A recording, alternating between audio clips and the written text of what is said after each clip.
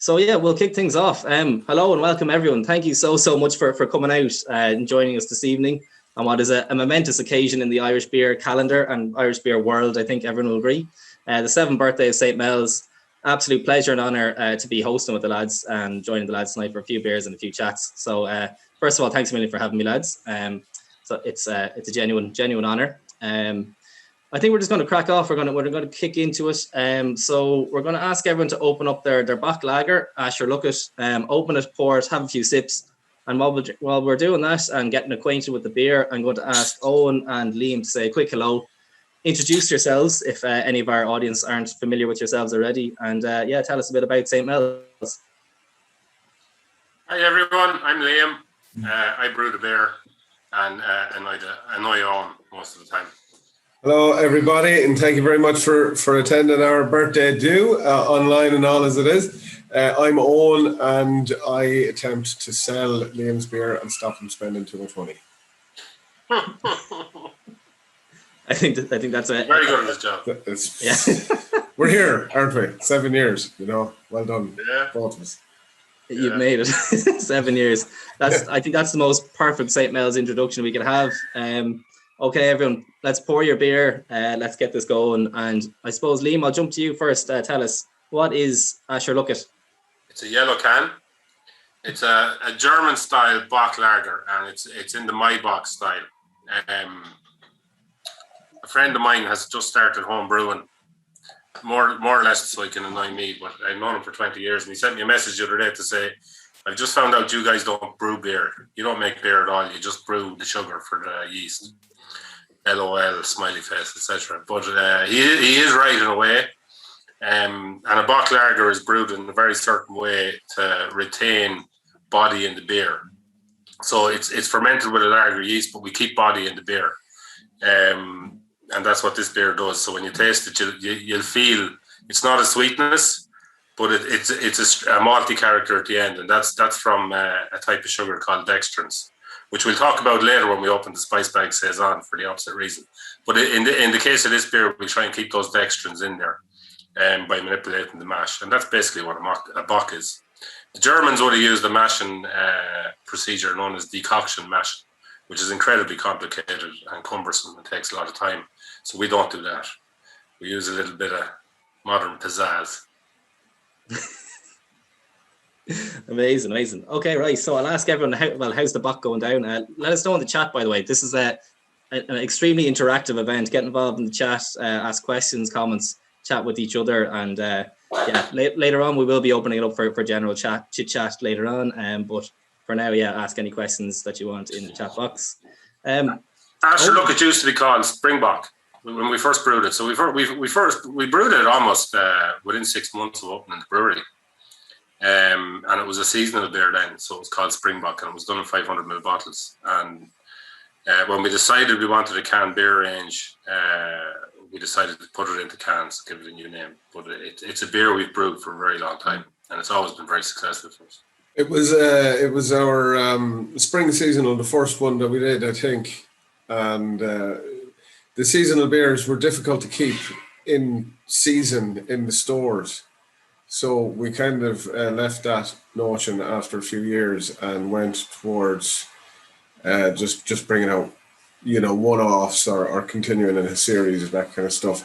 But the Bock lager was always probably the most popular of all the seasons that we did, and we brought it down to the All-Ireland in 2016 in Killarney.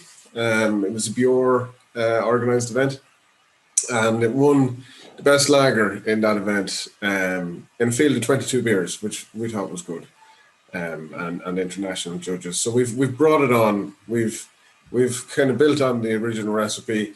It's finished slightly different in the can, but we would think all the good elements are still in it. Absolutely, yeah. Gorgeous beer. You can see Richard there saying lovely malts, quite soft with them compared to some malty lagers, which is a good thing in his opinion. Yeah, absolutely lovely. I'm really enjoying it here myself. Owen, I'll ask you. So St. Mel's going 7 years now.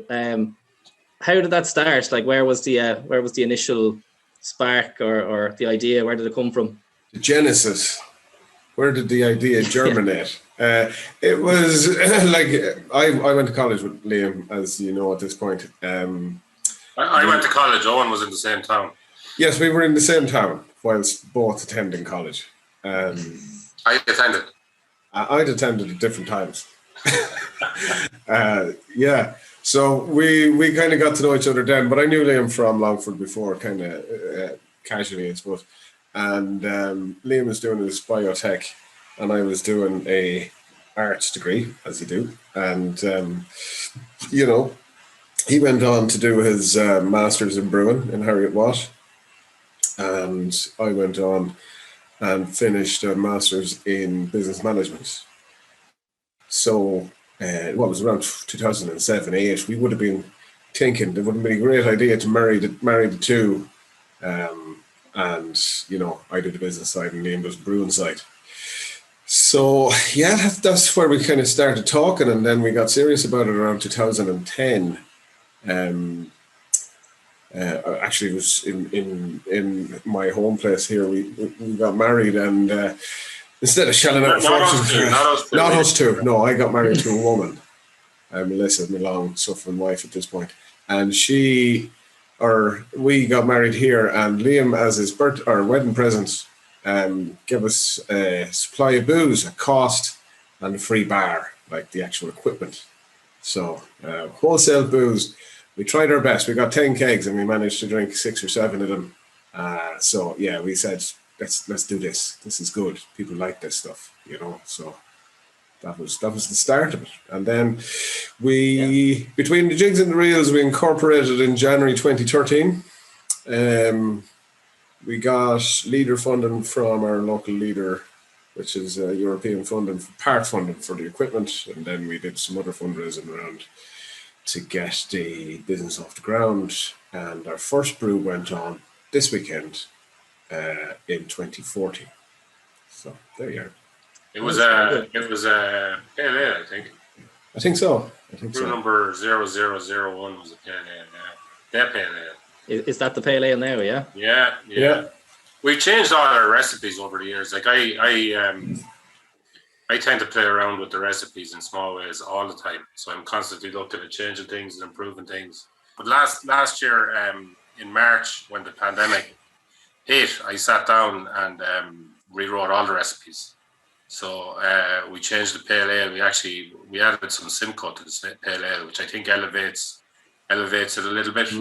And we tweaked all the recipes except the brown ale. The brown ale was the only one we didn't do anything with. Well, the brown ale, I just interrupt there. We were brewing in my uncle next door. He has a beer room out the back. It was his old wine room, and we were tinkering around with recipes in there.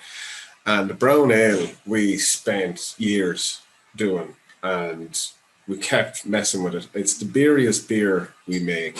It's if somebody was to ask for a beer, that's what I'd give them, so yeah, we I'd say went through 7 or 8 at least incarnations before we landed on that recipe. So to say that we just went off wouldn't be entirely correct. Yeah. No, but we didn't change them last March. No, since then it's been the same. It's basically we got it right, and I think it's just perfecting it now. It's just more to do with method than recipe. Yeah, the brown ale surely has legendary status at this stage as well, and can't be touched. Like that's probably the only beer you can't tinker with going forward. Yeah, no, I don't think I would. I'd look to put it into casks, but we just haven't found a way of selling casks. It lends itself to barrels and other aging, that kind of stuff really well, because it picks up flavors. Actually, I don't know if any of them are on here tonight, but the lads from Loughree Distillery are celebrating the release of the first St. Mel's collab finished whiskey this weekend. They've only got like 200 or 300 bottles of it, and it's the whiskey that came out of the barrel that we had the barrel-aged brown ale in that was out a couple of months ago. Amazing. That sounds unbelievable. We'll need to, if any of the lads are on, stick the link in the chat there. Let us know where it is and how to get it. Especially it's only 200 bottles of it. Yeah, I'll send on the link or the info if I can whatever. Yeah, we'll get to it definitely. Just love for the brown ale. John saying the brown ale is great. Richard's saying there's much love for the brown ale. It's not just a meme. Korean saying the barrel brown ale was excellent. It was. It's absolutely stunning. I want to go back to a question from Tommy there, who said, well, in terms of this is a great beer. What's the main difference in brewing for a bottled versus a canned beer? There's no difference in the actual brewing. It's what happens after the fermentation, really. So when we bottle beer, we filter out the fermentation yeast, and we seed it with some brown sugar and some a new yeast to do the secondary fermentation in the bottle. We don't do that with cans. With cans, we don't filter the beer at all, and we just let it drop right, and it does secondary in the tank, and then it goes into the can. So we carbonate it in the tank, and it's just canned then. So there's a little bit less processing on the cans. It retains more of its original flavor. With the bottles, we process it a little bit, and it adds a new dimension to it because of the sugar and the yeast that we use. So there are little subtle differences, and if we ever can and bottle the same liquid, you would notice that difference. So okay. Actually, we do in a way, because we do go on so in cans, and above water is the same beer finished differently in a bottle. So if anybody wants to compare and contrast, that's the way to do it. Yeah, you can notice that really well, because it's quite light beer. It's it'd be a good candidate for seeing the difference between the two styles if you wanted to pick it up and have a look. Okay, nice, very good. I'll go back to what you touched on there, Liam, with cask beer. We're seeing, I suppose, a bit of a resurgence just in general of people demanding it. Obviously, we can't be served it at the moment in pubs. I suppose, should there be an appropriate demand for it, would that be something you'd be interested in doing, supplying any beer in cask? I'd love to. I don't necessarily think the skills are there in this country at the moment to do it properly. Cask beer needs to be turned around in about 3 days. That's 41 pints. 41 litres, so 70 something pints. For craft beer, certainly where we are, that's a bit of a challenge to sell 70 something pints in 3 days. I tapped up one of the first cask beers in Irish history since the 1960s, when I was with a different brewery. We did it in a pub called the Bull and Castle in Dublin, and I dry hopped the cask with too many hops, and it blew up and destroyed the man's cold room. So I've learned a lot about cask beer since then. But that was the Bull and Castle, yeah. But look, I'd love to sell cask beer. It's really easy to produce, which results in a better price for the punter. But it requires a lot of skill in the bar. And when you hear people nowadays talking about a barman pulling a good pint and this fella can't pull a pint and the beer's not good in this pub, that's kind of nonsense. Anybody can pull a pint really nowadays. But in the 60s and the 70s, when they were using casks, all the breweries were using it for draft. There really was a skill to it. And I think those skills are gone, and they're going to be really hard to get back to make cask successful in this country. They still have it in the UK. Yeah, it's the kind of thing you'd have to have in a speciality venue that people will go to. It is in some places in Dublin. It is there as a kind of novelty act. But those publicans have taken the time to understand what they're doing. And if a publican doesn't take the time to understand that, it's not going to be successful, and it's going to look bad for the brewery and for the publican, you know. Sure. Richard has a good question there, asking, does that make cask more of a beer festival thing? Yeah, it probably is a little bit. And you can turn over a cask at that, but yeah, in this country, I think you can sell a cask at a beer festival. It'd be really popular at a beer festival, but putting it through a pub is quite a challenge. Sure. Yeah. We might. It's not a bad shout. We might get a couple of casks from somewhere and stick some brown ale into it the next time, if beer festivals ever exist again. I think Brian, you might have killed the beer festival. Not a hope. I've only made beer festival murderer. I've made people realize how bad they are online. I want to go even more. Right. So the beer itself, actually, I want to come back to Ah Sure Lookit. So you said it's a bock lager. What's the difference between, let's say, a box style lager and like a Helles or a Pilsner or whatever? Strength would be one thing. It's like a bock lager is typically over 5%. 5.6% is actually quite light for a bock. And then it's that malty base. So most lagers go for a very crisp base. Certainly not overly malty. A Helles lager will be maltier than most lagers, but a bock is really, really pushing the malt. And that's the big difference. That's it. It's all about that body, all those dextrins, those complex sugars that are in it. Just a disclaimer on the Ah Sure Lookit in the yellow can. I don't know if anybody copped it, but we were told after the event, after we came up with the name and the colour scheme and everything else, that Today FM, I can't remember the two lads on the morning show there, they have an Ah Sure Lookit quiz and they give away a yellow t-shirt with Ah Sure Lookit on it, but it was not the inspiration for the can. I'd just like to say that. We were trying to get them to sue us, but it didn't work. Yeah. Love a bit all these amazing headlines. Small independent company in Longford sued by big media behemoth, but it didn't. Been bullied by Dennis O'Brien. I can see libeling somebody else, but eventually we'll get sued. Yeah, hopefully. I can see the Twitter backlash already. It'd be incredible. It'd be amazing. I love it. Cancel Dennis O'Brien. Yeah. So Driscoll's PC, Kate, I believe, says the bock is lush, so fruity, loving the food pairings too. Tell us a bit about the food pairings.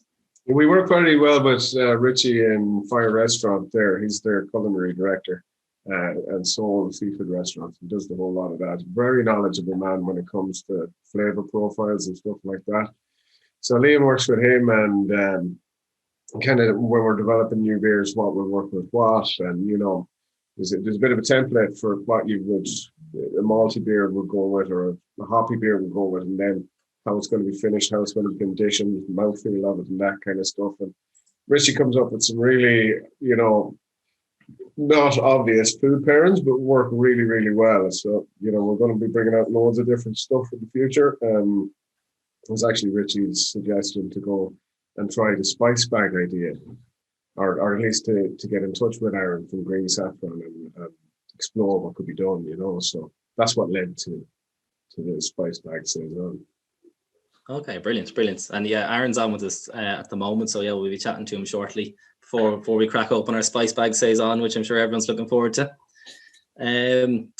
So yeah, I can see lovely comments coming in here. Michael is saying very tasty beer. I spent several years in Germany, and it's very similar to some of the ones I tasted there. So that's always a good compliment, good thing to hear.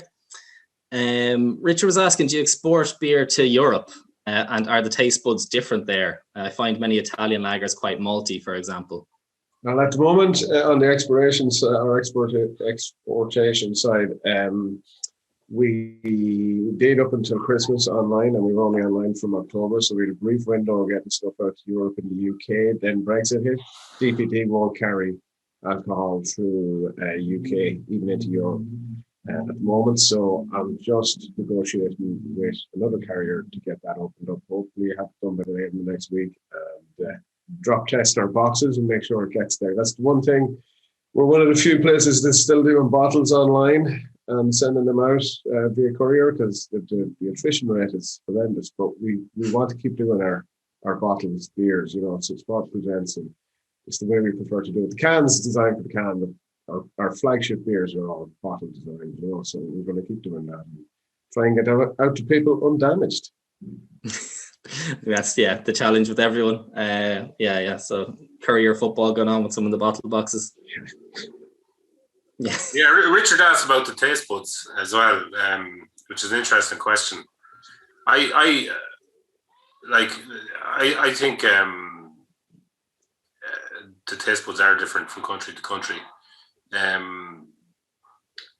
don't find Italian lagers that much maltier than German ones, but if you go down to Spain or to Portugal, they're very, very light lagers, and I do think the heaviness of the beers changes with the climate. So the warmer the climate, the lighter the beer tends to be. Interesting though that Super Bock is the number one beer there in Portugal. It seems to be anyway. Yeah. Remember we went to that beer festival in Portugal? Ooh, that was Beer festival. it was an eye-opener. Independent breweries owned by Superbock. We were the only independent brewery. No, we were the only international independent brewery that turned up, and there was all these little Portuguese fellas asking us who we were, and just had no idea what we were doing there. Neither did we after about 3 hours. We copped it fairly quick and went on the sauce for a while. Yeah. Why did we come here? Actually, don't say that. My wife could be listening. We were working. We were working hard. Anyway, that's a digression. There's a lot of stories we could tell you about that trip to Portugal that we will not while the recording button is on. I think, I think when we're chatting in about half an hour or plus off the record, we'll get some of those stories out. Love it. See, James saying Superbock is the main beer sold in all the restaurants in Portugal. Not much choice in Portugal. Superbock isn't even a bock, says John. True, it's not a bock. It's just an old lager. I see in the comments there that Dermot and Dave give us a shout out, so we're not going to get sued, it looks like. So we're going to have to do something else. Bad news. Back to the drawing board on the guerrilla marketing campaigns. You should just change your names legally to Dermot and Dave and then release the video and see what happens. Good idea. Yeah, I know how to get sued. Okay, right. Going back to the taste buds, I think it's time to maybe give them a bit of a nuking. Will we go on for? Let's do it. Are we going to go on? So next? No, I will. Not go on. Brian. I will. Yeah. That's it. I was just testing you. Yeah, very good. Okay, so folks, it's time to move on to I Will. Yeah, feel free to crack it open now. Give it a pour. That will be the green can. We color code our cans for simplicity reasons. It's looking nice, and it's new green outfit. Bit of a snafu on the. It's always had its green outfit, but I made a balls of the labels. I was messing around with the label designs, and I sent the wrong ones to the canners, and we didn't realize till the day before we were to fill the cans. So these labels aren't the correct label. That's why it's gone all purple. That's why it's gone all weird and purple. And wait till you see the My Twist label. Mother of God. Yeah, we couldn't use the go on labels. We had no choice. We had to use them because otherwise we would have been out of stock, and the cans would have had to been all destroyed. So we ended up just going, just put it into. Cards broken for about 3 months. Anyway, sorry, the beer inside is lovely. That's what counts. Yeah, you might get sued by the Joker in this one. If Dermot and Dave didn't get you, the Joker might get you for this one. Right, okay, I'm going to grab mine out of the fridge. While I'm doing that, why don't you give us a quick overview of what the beer? There's an interesting transition on the palate there from the Bock to the Pale Ale. There is, yeah. It's like jumping from out of the frying pan into the fire or something. So I will has we talked about dextrins earlier on, and that's what gives the Bock its body. It's not dextrins in Iwilia, it's protein. The difference being that instead of mashing at a high temperature and getting those dextrins to be produced, we add oats. And oats helps us with the body of the beer by adding protein to it rather than those complex sugars. So that's why it's cloudy too, because it's an oat beer. And then it's all about the hops after that. So we don't add any hops. Traditionally, hops are added during the boil. So they're added for bitter and after a couple of minutes, and then they're added at the end of the boil for aroma. We didn't add any hops in the boil here. We added it all in the whirlpool, and that's all about aroma. So you can hold this glass a good 8 or 10 inches from your face, but you'll still smell it. The hops we use in this are called Cashmere, Citra, and Mandarina Bavaria. And they give it a lovely fruity aroma and a fruity flavour as well, with very minimal bitterness. And there's a little bit of a dry finish to it. And that's coming from the oats and a little bit of raw barley that we put into the beer. That's I will, yeah. Excellent. Yeah, excellent. We'll see how people get on with this. Sorry, Owen, fire ahead. No. It's a lot different. We were looking around when we were making the cans range. We were coming up with the ideas of what would work well. We don't want to be just hopping out IPAs all the time for the crack, you know. We wanted it to complement the stable of beers that we have. So we think with a light, juicier pale ale, it fits nicely in the kind of niches that we have between the bottle and the can. And then we went up, obviously, into my twist, put a bit bigger bag off it. We don't go for very strong beers in the IPA. It's more about the taste. The alcohol can just, I find that a lot of them, I don't know about Liam, but a lot of them tend to be really punchy and really bitter and overpowering. So, like, trying to get the balance right was always Liam's thing,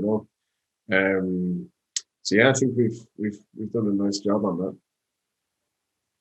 It's not technically a sports drink, depending on unless you're a darts player. Sorry, there's a question there in the chat.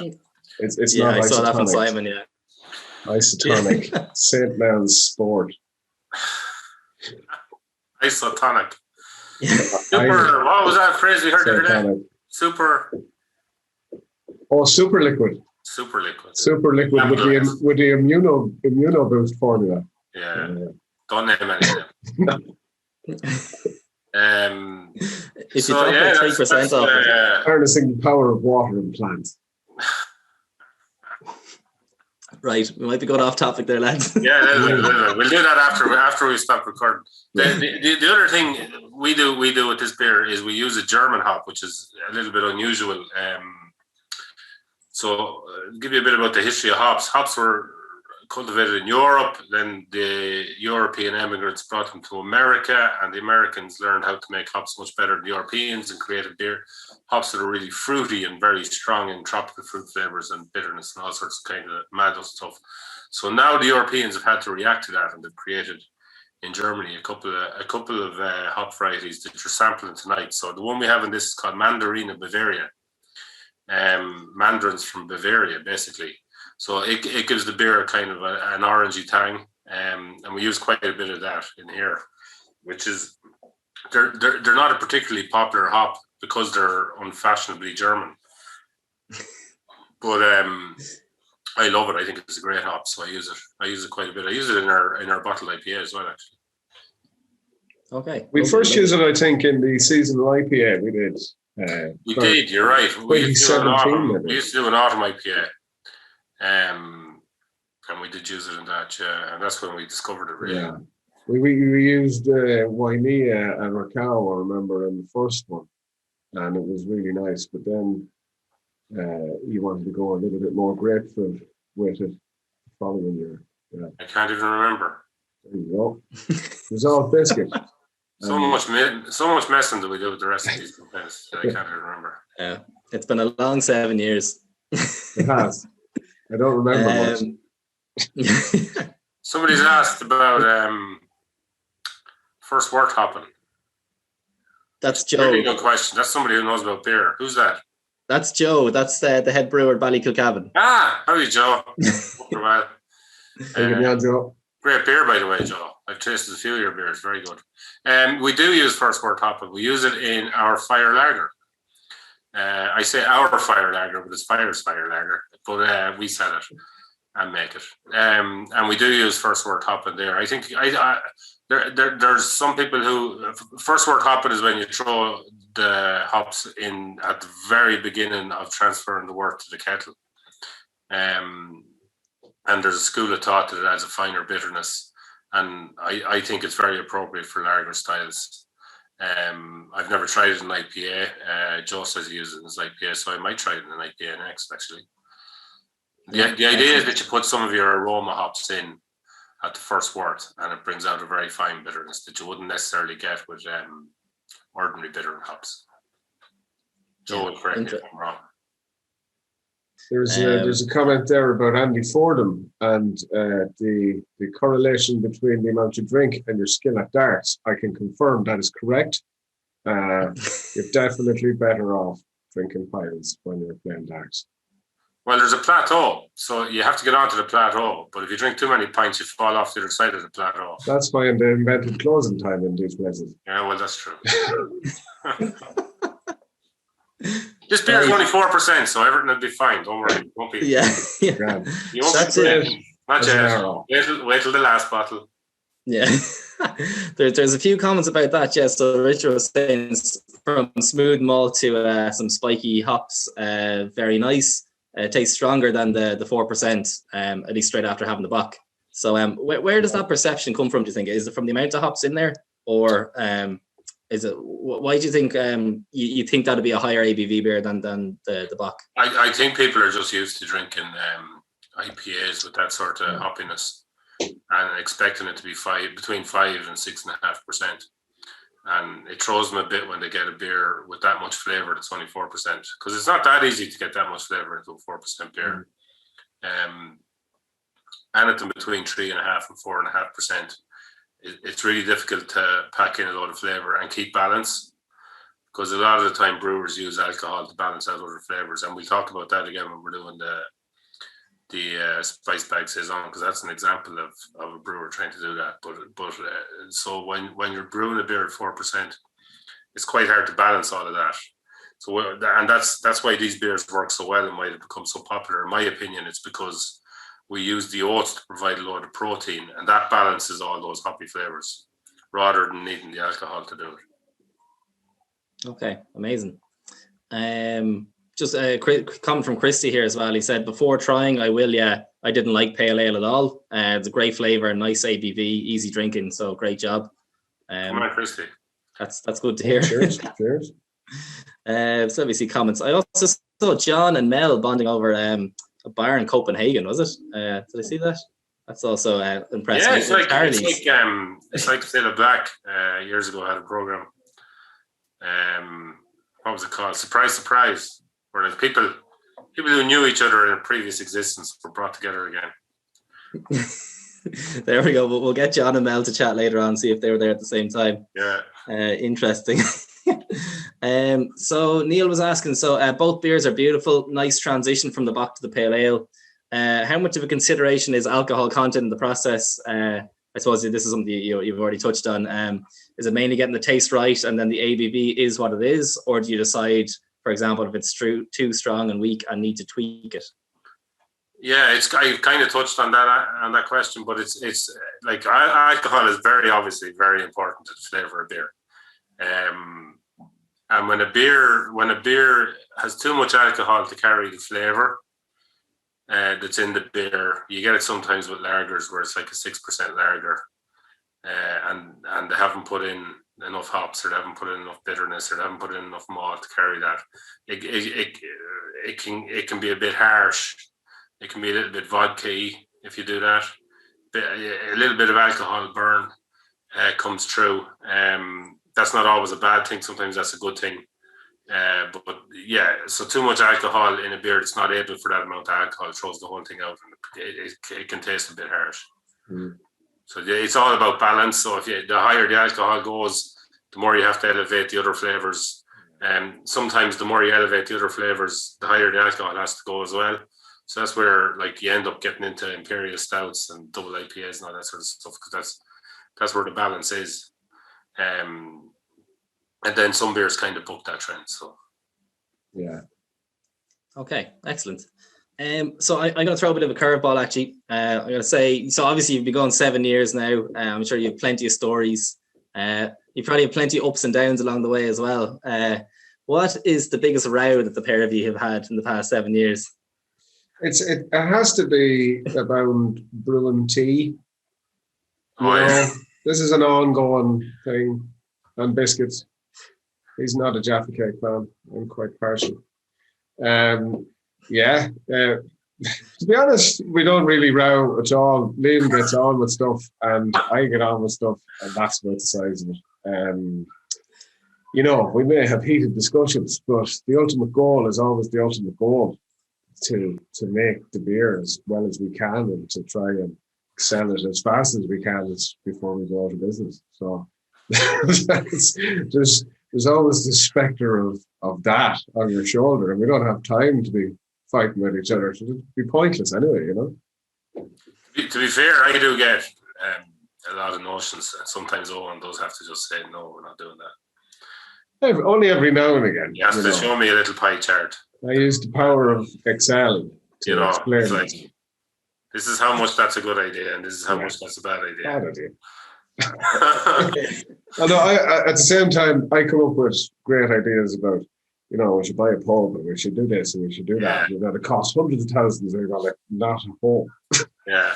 A lot of times, like we because we're both so busy all the time getting on what we do. A lot of the time we trash out ideas while we're bottling beer because it's an incredibly boring job. So we start throwing out ideas at each other, and that's usually when we have our rows as well. Well, we've also explored the 1990 Irish football team soccer. Our conversations on the bottom line are varied and encompass every possible subject from medieval agricultural implements to early 19th century stamp collecting. Don't get him started about the stamp. I won't. We'll move on quickly. Any black. Actually, maybe when you've got your hands full of bottles, that's probably not the best time to be discussing ideas or maybe get into arguments. Yeah. They're full of beer and we're too tight to drop any. Yeah.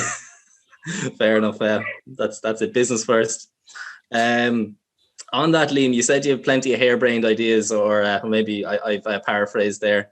What's the wackiest one that you've gone for hasn't made it? It's been left on the chopping block. It hasn't made it. Yeah. Oh God. I don't know if it's the wackiest one. I was going to do a sour beer. It was a lactic sour beer, and it was going to have these black limes in it, and there was going to be all kinds of stuff in it. And we trialed it, and it didn't taste great when we trialed it, but we thought we understood why, so we went straight to a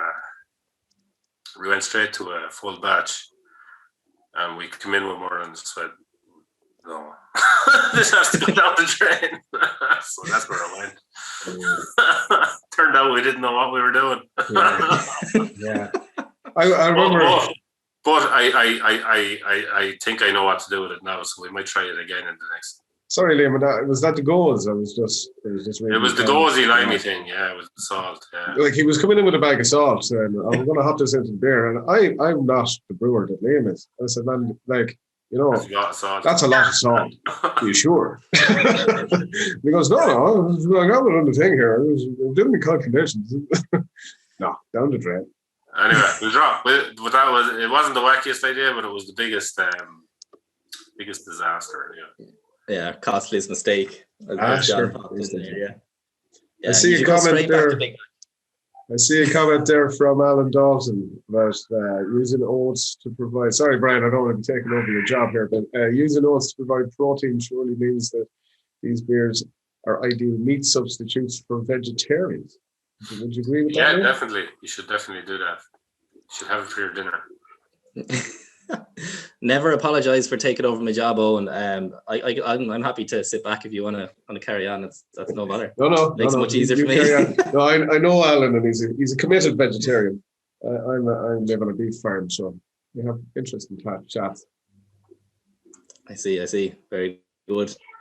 A lot of Jaffa Cake chat here. Jaffa Cakes. There used to be some notion that I'm not a fan of Jaffa Cakes. I'm a massive fan of Jaffa Cakes. Well, which one is it you wouldn't abide in the place? Was it Big Fig Rolls or one of them? I'm fairly sure you were anti-Jaffa Cake back in the day. No, I like a Jaffa Cake. Not in the political sense. We'll leave that alone. far too early on. Anyway, Tommy Butler is asking, could we brew a beer in honor of Roy Keane's cleaning out of Mark Overmars?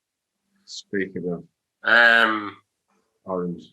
It could be done, in theory. Yes. What would you do there? Will we do it? Probably not, but it could be done. Paul and Kate, okay, right, back to the beer. We should probably stay on point somewhat. Getting lots of citrus, lime, lemon, and grapefruit from it. So yeah, the beer itself, what should we be getting that from because it? There's Citra hops, there's Mandarina Bavaria, and there is did I mention the other hops? I can't remember what it is now. Oh, Cashmere. So they are. That's basically exactly the flavor profile that I was going for. So I'm glad somebody said that. Yeah, excellent, spot on. And then kind of food pairings for this. Then what's the story there? Cheese and onion crisps, and anybody that was lucky enough to get a packet. We did a look. Can, Brian, just read the can, man. We did a lucky dip, but I'd rather you read it. We did a lucky dip in the crisps going into people's boxes. We just had whatever crisps we had. Intensely spicy dishes. We should ask Aaron when he's on what he would put with it, because we've gone for spice. He might differ. He's the man with the palate. Yeah. There we go. Aaron, pop in the chat there. Let us know. So Richard asked, is there something you'd love to brew, but the market isn't there or it's not ready for it yet? Brown ale. Well, more brown ale. Yeah. Imperial. Is there something I'd love to brew, but the market isn't there ready for it yet? I don't think the Irish beer market is. I don't think there's a beer that the Irish beer market isn't ready now for. 10 years ago, even 5 years ago, certainly 7 years ago, I would have named a whole list of beers that the Irish market wasn't ready for. But I think we're ready for anything in this country now. I think that's a fair comment, Liam. And probably need to be. On the sales side of things, I kind of get into a lot of the specialty shops, and even not so much specialty shops, but good corner shops that have a decent range of beer, the like of Mark there and South Circular Road and this, and people around them that like it. Everywhere has enough of a following. I see a lot of the big Belgian beers coming in big bottles, and even the one-off stuff that was coming in. This was about a year ago or two from the US on Brooklyn beers and stuff like that. Now the Irish small brewers are starting to bring out one-offs, and you're seeing a lot more of that sort of stuff. So there's a developing following, especially amongst beer enthusiasts like people that are here tonight. And we saw it when we released the Barrel Aged Brown. That was gone in a heartbeat. And we were delighted with the feedback we got from it. We were delighted with the beer itself. I've only got 2 bottles left for next Christmas. They're going to be guarded well. Yeah. No, I think it is. It's people's palates are developing, and we see people getting more involved all the time. So it's taken a long time.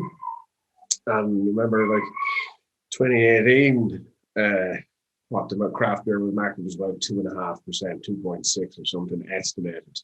And people were wondering, now, when is it going to get to this magic 10% number? It's going to take a long time, but it is growing. And I think even with the lockdown, people were trying stuff online and sharing comments with each other online and participating in stuff. And it actually probably helped to propel it along a bit more. So hopefully, yeah. I do think the lockdown has had a very good. It certainly helped independent breweries, because people started, when people are drinking at home and buying beer at home, the peer pressure has gone off them, and they tend to feel a bit freer to try things out, which they mightn't feel when they're in the pub.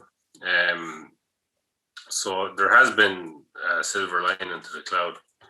Certainly doesn't wipe away all the hardship, but it hasn't been all bad for craft or independent breweries in the last 12 months. I think. No. It was very tough for us at the start. Now I don't want to go into the old sob story, but first couple of months of lockdown, we didn't know what way we were going, and then things started opening up over the summer, and we found ourselves in a position where we didn't have enough beer. We were brewing like Billy ought to try and get it out because we had a pile of kegs from before lockdown, which unfortunately happened on Paddy's Day. Probably the worst time for anybody that's brewing beer, we've all this stock. What are you going to do with it? Then the kind of, to use the phrase, pivot was towards getting our retailers off license and then using that to sell online and building up the customer base through that, and on we go, That's it. We've had plenty of chats on these sort of events, and like what always comes out is that independent brewers in Ireland are amongst the most innovative business people on this island, just purely because they have to be in order to survive. And I think you've seen over the past 12 months plus that the way that the pivot, as you said, so many brewers, but it's brilliant to see, and it is inspiring. I would say my own enthusiasm for the business, it's been a tonic to be able to sell direct to people and to have people come in off the street and buy off us and have a chat about the beer.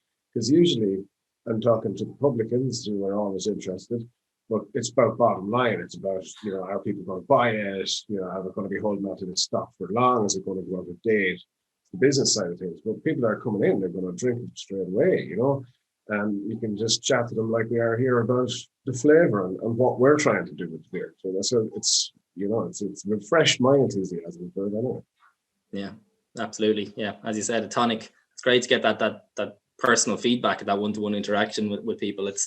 You can't buy it if you need a bit of rejuvenation in the job or in life or whatever. Yeah, no, it's fantastic. Absolutely.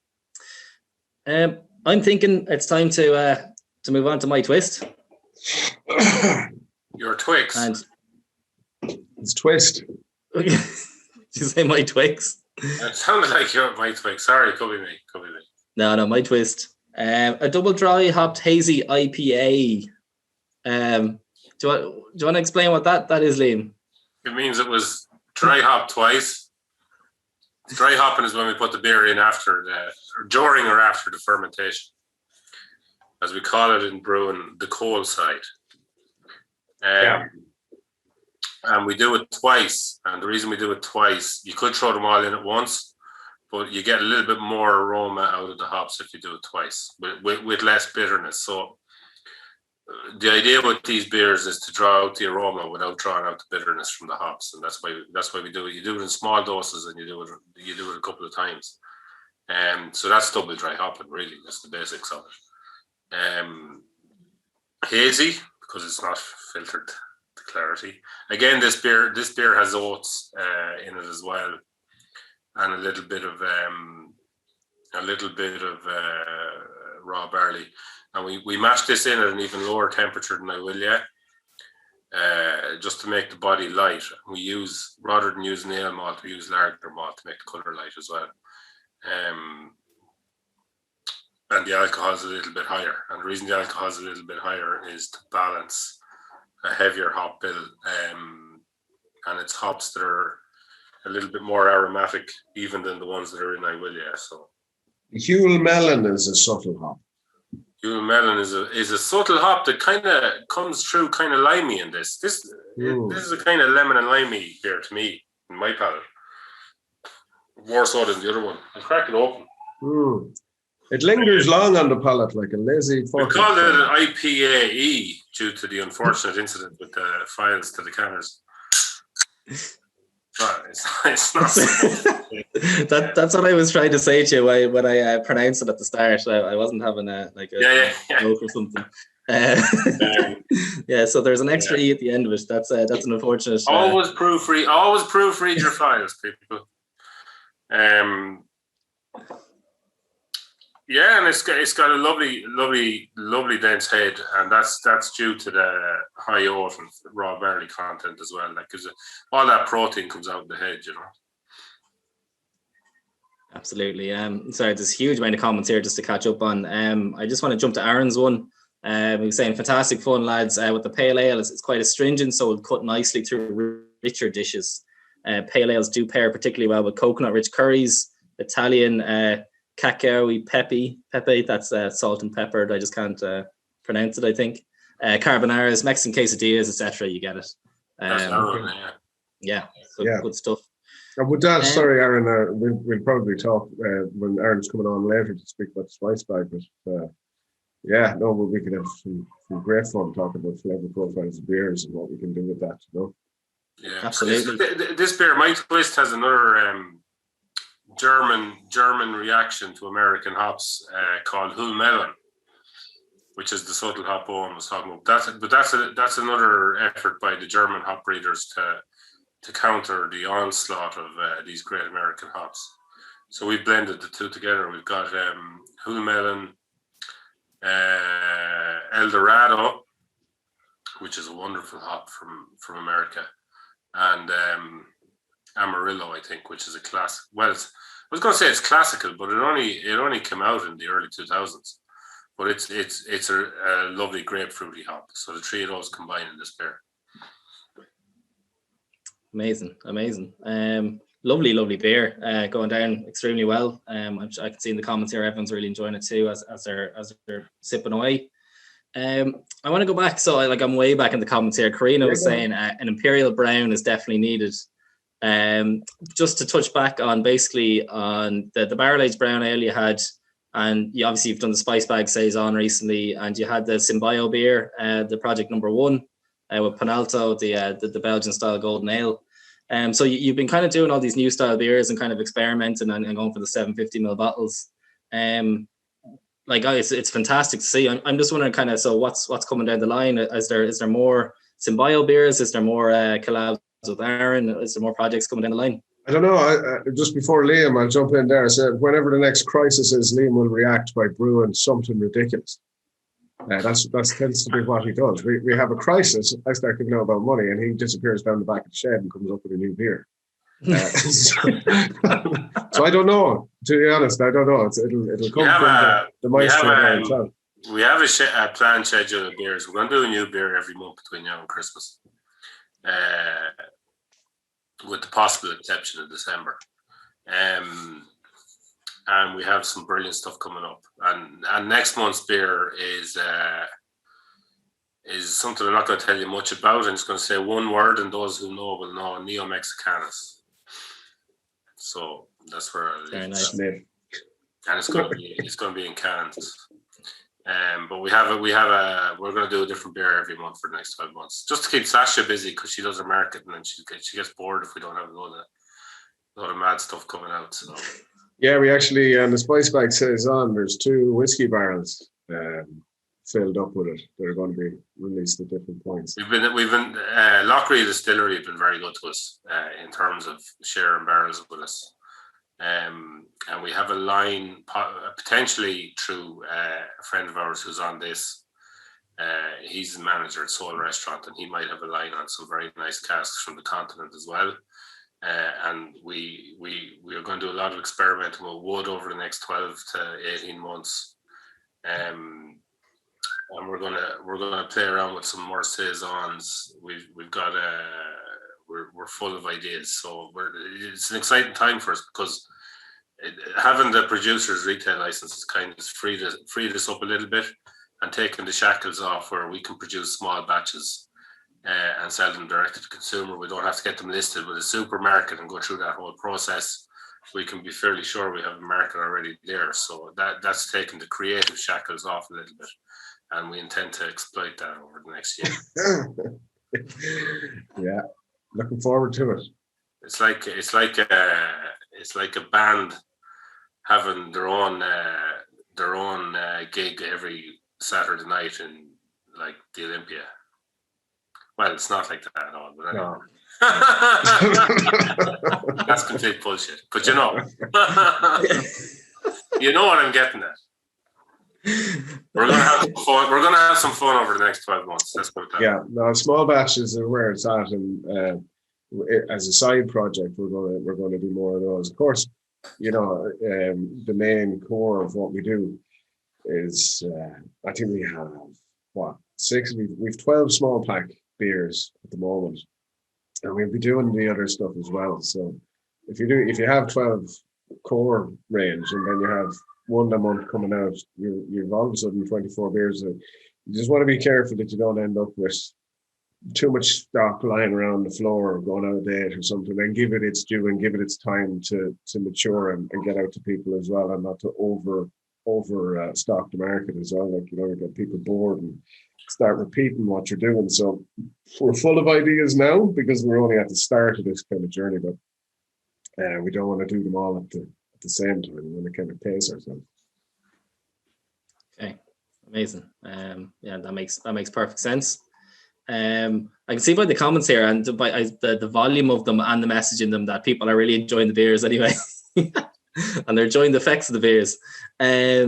Richard asked, you mentioned barley and oats. Have you tried brewing with rye? I have brewed with rye. It's a long time since I brewed with rye. It is on my agenda, but not this year. Rye is actually a really awkward grain to brew with, because it's tiny.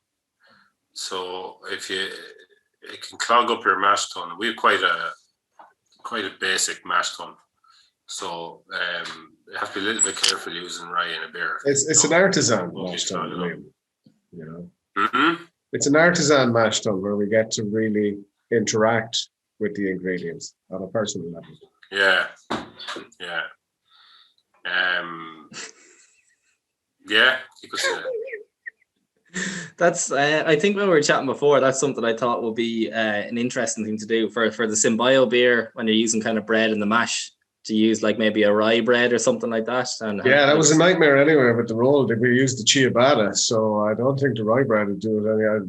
We might have more ideas. Simon Broderick just turned up at my door looking for free beer. I just like to get that out there.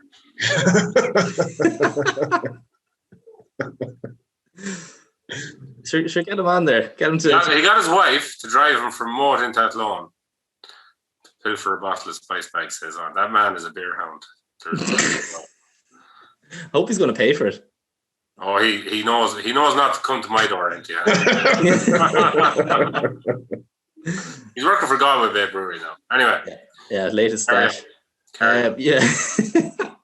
Yeah, I can see a lot of disdain for brewing at rye here. Joe was saying, rye and Spain. Rye in the right amount. Rye is really difficult. Yeah, Joe said it there. Rye is a really difficult grain to play with.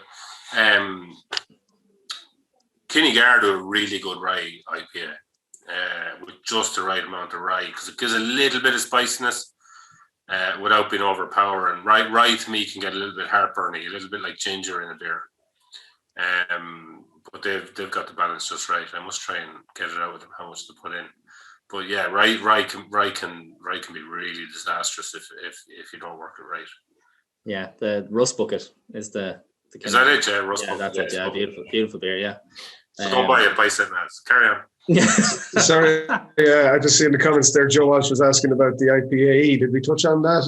The E was a superfluous E from Liam's meddling with the fire, and we actually did a thing on Facebook, a competition for a free case of beer if you could guess what the E stood for, and everybody came up with like extra Excalibur or whatever, like, you know, but it was Aegis, not plural. Wow. Wow. So there you go. Anyway, carry on. I take full blame and responsibility. And I take pleasure in pointing it out. He does. Simon was asking, are your limited edition beers only sold direct, or are they available in the offies as well? No, they're available to all off licenses that want them. But they tend to sell so quickly that we don't have a huge amount of stock. So it tends to be only the local off licenses that end up taking them. Now we're trying to address that we get it out to a bit wider in the country. We're talking to a couple of off license chains about when we release a new beer to just go straight into them so that it's available to more people. But we're working on that at the moment. At the moment, if you're not from the Midlands, the easiest way to get it is get it online. Okay, that's good. Good answer. Good to know. So Richard was wondering, when the pubs open again, are there particular ones in Longford or elsewhere where we can get your beers on tap? It's a good question. We had like 40 or 50 beer lines before lockdown. The government hasn't seen fit to tell the publicans how they can open up again yet properly. Certainly haven't informed them with the detail.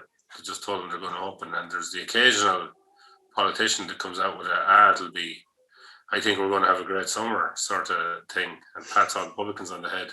But the publicans don't know what the rules are yet. And because the publicans don't know what the rules are, we have no idea how much beer we're going to be able to sell next month to the on-trade, or the month after, or the month after that, and can't plan anything. So we don't know in Longford which pubs have the capability of opening. They don't know themselves whether they have the capability of opening. So it's while things are certainly moving in the right direction, nobody knows the answer to those questions. To be perfectly honest, Brian, and every publican will have to do what they have to do to open up and stay in business. And when the crisp payments and other payment supports are withdrawn, there could be a lot of casualties at the end of this. So I wouldn't blame anybody for taking the King Shilling as it were.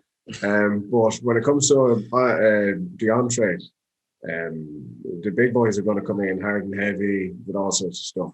And we don't have anywhere near the kind of firepower, even in our own local area, to combat that or to even try to. So we work with the people that we work with to open things up slowly and see how we get on that side of things. And small we can do, But we like at the moment, because the publicans are still in such an uncertain position, and they had a big seminar for publicans during the week. And from what I'm hearing, the publicans have come out of it none the wiser. But the until they're in a position of certainty, they can't give us the certainty of I'll have those 2 lines for you, aren't the lads yet. So yeah, publicans are suffering. There's a lot of confusion. Yeah. Nobody knows what the situation is going to be. Yeah. Hopefully, I'm hoping all our good customers manage to make it back and that they get well supported by the public. And no matter what's on the top, and that the government allow the public to support them. That's the other big thing. Sure. No matter what's on the tops, I'd encourage everybody to go out and buy a pint and have the crack and see their mates, because publicans are suffering very, very badly over the whole thing. And there's the way things are going. You can see it in housing. I'm not going to get political or anything, but you can see the way that big money investment funds or big corporate entities come in and snap up stuff at times of weakness like this. And I'd hate to see the Irish pub culture be damaged because of it, So get out there, buy a pint. Small family pub will be the one that gets hurt the most, while the big groups kind of go around gobbling everybody up. I hope not, but I think that's probably what's going to happen. Yeah, it's a common enough scenario, and I don't think you're a million miles away at all there. I think that's the more than farming in rural Ireland. It's there's a certain generation of publican out there now that's getting to the end of the rope. So this could be the end of a few of them, Yeah, absolutely. A couple of questions here I just want to jump back to before we bring Aaron in for a quick chat. Eamon asked, is low or no alcohol something that you consider doing? We've looked at it and we've tried it a couple of times. We played around with some recipes. It's really hard to make a low or no alcohol beer that tastes really good. And as far as I can tell, this is how I feel about it. What's the point making it if it doesn't taste really good when there's loads of products that have no alcohol in them that aren't a beer or have nothing to do with beer that taste lovely, like a cup of tea. So how can you compete with a cup of tea? So I don't know. There is a market for them, obviously, and it's a growing market. But at the moment, the way I feel, it's hard to make a really nice one. I can't actually think of an example of one. Yeah, like when it comes to low alcohol stuff, I think it's just a placebo in a pub if you're going to be in for an hour or two. It's a psychological thing. But I've often sat in a pub drinking a cup of tea and it wouldn't bother me. So, and how do you compete with a cup of tea? Well, when we tested it out, like our capabilities is to brew a low strength the way we do our normal strength stuff. And that requires a lot of attention from Liam there to try and get that right without, while measuring the alcohol. You need to be careful with that. Can't go sticking on something, even if you're an inch over, you're way too much over. So the other alternative is to have, very, very expensive equipment stripping out alcohol after the fact. And, we can't do that. Yeah, of course, yeah. Somebody said thanks for going with Carlo colours in this week's delivery. Carlo has a special place in my heart, but that was not intentional. Sorry, John Stevens I sent your delivery or your discovery box out yesterday, John. Sorry if you didn't get it. It should be with you Monday, I think. I think he said he's looking forward to the next one. Oh, sorry, the next one. You're right. Yeah, correct. Owen is on constant customer complaint alert. Yes. Oh Christ! Somebody didn't get their box. I'll show you one from. Hold on a second. I'm sure you would have got the other day. I'm sure he wakes up in the middle of the night screaming about DPD. DPD. Myself and DPD are about to have words. Where is it? Anyway. Are we doing this now, Owen? No. I think John's left, actually, has he? This is the entertainment part, Owen, not the... Yeah. Oh, yeah, sorry, not the tape. Yeah. And now we get to liars. We bring in Arun. Well, that's a good Father Ted reference there, because Jason has just asked there, have you considered this as a beer type / flavour, like cup of tea, Father? Well, that's one of the ideas where Owen showed me the good idea, bad idea pie chart. I wanted to do something with something with tea. And did we do a trial batch, Owen? Of the tea beer? Yeah. I think you did. I was out with the shed, you see. It wasn't very nice. Back before the COVID times, times. It wasn't nice. We had an assistant who used to help him. So I was on the road a lot, and I didn't see a lot of the messing that was going on. Yeah. I only saw the financial impact of it. Yeah. Okay, right. And a last link to what you're saying about Carlo there, and a nice seg into bringing Aaron in. We saw on Twitter, was it on Friday night? Hang on, that's yesterday, or was it Thursday night, I think, that there was claims that the Spice Bag originated in Bagnallstown in County Carlow. Is that right? No, it's not right. It's been debunked. It was debunked by several people on Twitter. And I stand with those people. The Spice Bag was not available. I worked in Bagnallstown for a small brewery for 7 years. And I never saw a Spice Bag or heard of a Spice Bag. I saw a lot of things in Bagnallstown, a lot of things you wouldn't talk about here, but I didn't see a Spice Bag. Okay. It's just John. Well, it was interesting because somebody announced that he might be here, or maybe he's not, but he announced that the Spice Bag originated in Bagnallstown, and you replied, Brian, that maybe that's where Liam got his inspiration, and I said no, I worked in Bagnallstown, there was no word of a Spice Bag. Then somebody who works for Diageo, who's from Bagnallstown, said I'm from Bagnallstown, I've never heard of this. And he added somebody else who was from Bagnallstown, and he said no, I've never heard of this is bullshit. And the guy who originally said it completely retreated and hid behind some article he read once on the journal.ie or something. Some listing. Richard Cantwell there is just asking about when the pubs do open up, where in Longford can you find us on tap?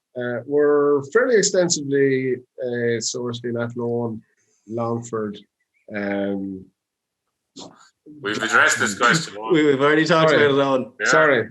There must be a delay in your internet, Owen. It's fine. Yeah. Sorry. Okay. Hard of time. I didn't hear the answer because, anyway, all around the Midlands and some selected places in Dublin and such. Nice. Right. You nailed it, yeah. Speaking of Spice Bags, right, I think it's time to bring in Aaron, and we'll bring in this. Yeah, he's here all night, bored out of his mind, wondering when we're going to get him on. So let's get him on. Yeah, this collaboration, this fantastic Spice Bag Saison collaboration. Aaron, hello. Hi there. Hi, Aaron. How are you getting on? Hi, Aaron. Good to see you. I'm good, thanks. This is brilliant, guys. This is great fun. This is fantastic. Thanks, man. Glad you're enjoying it. It's fantastic. Yeah, no, it's amazing to have you. Thanks a mil for jumping on. Great to have a chat. Thank you. I suppose, first of all, Aaron, well, like, this is fantastic. We'll chat a bit about the beer now in a minute, and we'll crack it open soon. Just yourself, your background. Why don't you just introduce yourself and your company, Green Saffron, as well? Yeah, no. So thanks very much, Brian. No, I started up this the company here in Ireland. I came over to Ireland in 2004. Did the cookery course and everything. I was in the music industry before. I found a few of the bands that you might have heard of. So I had great fun in the music industry in London and formed my first record label at the age of 18, and needed to change my head a little bit. I actually don't drink anymore, so drinking tonight is quite fun, I must say. You might know our next door neighbour then. I may well do. Who's that? John Halnan, formerly Nightmares on Wax. Oh my God, no, I don't know them, but Nightmares on Wax are flipping. Yeah. No, but I came to Ireland. I came to Ireland to escape the heady days. We were running clubs in London and Ibiza and stuff like that. And and did the cookery course and just fell in love with Ireland and the whole sort of culture. And I was kind of missing spices somewhat. And while I was working up at the house in Ballymaloe House, came up with this idea of calling my father. My father put me in touch with my cousins in India. And that's how the business started. I received a 15-kilo pack from India of spices. Started to blend those spices and take them to the farmer's market. And there I was with my pink sarong and blaring up Bhangra music and curries and all that kind of stuff and making a show of myself just to try to attract people to my stall. And that's how it all started, you know. So selling 2 sachets a week for €3.50 each. So it's just been phenomenal. It's been a really cool journey. Yeah. How long ago was that, Aaron? My first farmer's market, I did still drink when I came to Ireland. I finished drinking in 2007. So 2006 is my first, 2005 December was my first farmer's market. Wow. Yeah. Okay, yeah. So you're a while at it, yeah. Yeah, no, do you know, and I went limited in 2007. And then we got fortunate and I started to get involved with Bord Beer. So we went into, got involved with Bord Beer on the Taste Bud program with Tesco. So got into supermarkets in 2012. 2013, we launched into supermarkets, which was just a phenomenal journey because here we were in farmers markets, kind of cutting our teeth there, doing 5 farmers markets a week, trying to keep my head together and keep my energy together, and just starting to sell into shops. We fell backwards into shops. How many people are working with Green Saffron now? Well, we've split our businesses across 3 sort of pillars. So we've now working in India. We've got a brand new warehousing facility in Holland. So in India, Holland, UK, and Ireland. But we're really sort of asset light, strategic partnership led, collaborative model. So if I say how many people work, you're going to say, what the flip are you talking about? But we literally only have 8 people working directly for us. But that's... Like I say, I can imagine how that's that you could operate quite a substantial business in spices with that infrastructure. Yeah. But you're fair right. play, yeah. Here you are with these beautiful beers, and you've got a certain size to your beer, and a certain time to produce your beer. Whereas coming out of the farmers market, it's all about scalability, isn't it? How can you scale your business, and how quickly can you scale your business? You know. Yeah. You were recommended. It was recommended to us that we contact you when we started talking about spice bags by Richie Wilson, who's already been mentioned, but he's the culinary director of Fire Steak. Richie is fantastic. Really cool guy. Yeah, and in a sense, this whole thing is his fault. But what I thought was interesting was that Ronan Marr from the Oarsman, who's in Carrick-on-Shannon, who's extremely pernickety about what he sources for his restaurant stroke shop. He was with us last week picking up some beer on his way. This is how pernickety he is. He had gotten up at 6 o'clock in the morning to drive to an organic bakery in Dublin to bring back sourdough and some pastries for his shop in Carrick-on-Shannon, and he stopped into us on the way to collect beer for his shop, and we told him the story of the Spice Bag, and he went, "Oh, you're working with Arun, the best spices in Ireland." Straight away. Yeah, straight out. So from the East Coast to the West Coast, you're known as the best spice man in the country. What sets your spices apart from the others? From the supermarket brands, let's say. And that is the point. What makes it so? Look, I've got a certain sort of a nature to myself, and I suppose what makes us different anyway is making sure that we always source the best. So we're working in the community here in Ireland, but also with the farmers in India. So all of a sudden now, here we are in 2021, talking about sustainability, ethical practices, and to me, that's just been a natural thing. I mean, like I say, I was in the music industry before, and I wanted to make sure that whatever we did now was about honor and integrity and everything. So no, what makes us different, Liam, I think in a nutshell, is we're working with the farmers. So I know the 8 core spices that I work with, we know the regions that they come from, we know the farmers that they come from, and I know where my money's going because I'm putting my money in their hands. And that's what kind of makes a difference. Yeah, sorry, Aaron, to interrupt you. I was just going to ask, what regions do they come from? All over India. So in essence, India's a vast country, as clearly you know. And you can kind of say, as you get further down south towards the Kerala and stuff, you're getting closer to the equator. So it's kind of like the tropics and everything. So down there, you get the really beautiful perfume spices, the green cardamoms, the cloves, the maces, the nutmegs. And as you go towards the north of India, it becomes a little bit more rugged. So then you're talking about more the burst spices, the corianders, the black cardamoms, the more sort of rugged spices. So what we've stationed ourselves in Maharashtra, which is Mumbai, which is where we've got our little place sort of thing, but also in Rajasthan. So Rajasthan and Gujarat are states next to one another towards the northwest of India. And there you're cultivating cumin, coriander, fennel, and fenugreek, etc. But cumin and coriander clearly are bulk crops, other than black pepper. But black pepper is a whole different marketplace because now Vietnam's flooded the market with its pepper, and Guatemala and things. So we've kind of focused on the cumin and corianders, although we do the whole gambit of spices. But yeah. And if I wanted to buy some green saffron spices, are they in the supermarket? How are they packaged? Yeah, you see, cool. You see, again, it comes back to when I was in a farmer's market. If I were to sell my whole spices in a shop, it'll be like 5 or 10 times the cost necessary that the other spices are. So yeah, Green Saffron as a brand is all about India and about modern India and creating beautiful, fresh flavor for Indian food, trying to elevate Indian food, because people tend to think about Indian food as sort of heavy and greasy and full of chilies. And actually spices are the natural, well, to me, they're the fundament of natural, fresh flavor. And if you can encapsulate that beautiful, fresh flavor of a spice within a meal, within a curry, then that's a wonderful thing. And so Green Saffron's all about Indian food as a brand, and we're very fortunate. We're in Tesco, Dunnes, Super Value, and hopefully expanding. But yeah. Excellent. No, when Aaron was doing up the spice bag mix, now apologies to everybody, and through no fault of Aaron's, there was a delay with labels, and we didn't get them out. So everybody that got the bag or the birthday box will get a satchel of Aaron's spice bag mix out to the post.